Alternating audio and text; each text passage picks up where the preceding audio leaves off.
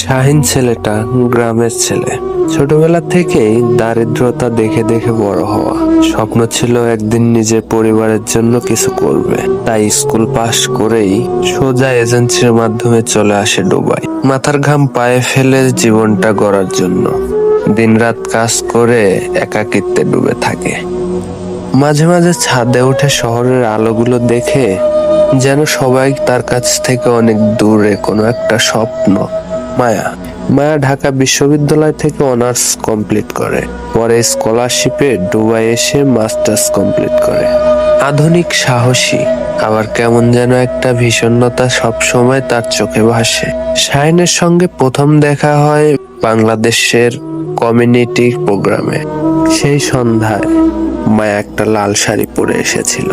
তার চোখে ছিল এক অদ্ভুত চাহনি, না ভালোবাসা না অহংকারের। একসাথে কিছু প্রজেক্টের কাজ করতে করতেই তাদের মধ্যে বন্ধুত্ব হয়ে।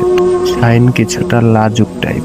এক রাতে কাজ শেষ হয়ে মায়া বলল, তুমি জানো তোমার মধ্যে এমন কিছু আছে যেটা এই বিদেশের ঝকঝকে দুনিয়ার থেকেও বেশি নিরাপদ মনে হয়। শাহিন প্রথমবার স্পর্শ করলো মায়ের হাত, হালকা মুগ্ধ। মায়া তাকে হালকা চোখে চোখে তাকিয়ে বলল, তুমি চাইলে আজকে রাতে থেকে যেতে পারো। সেই রাত ছিল অন্যরকম।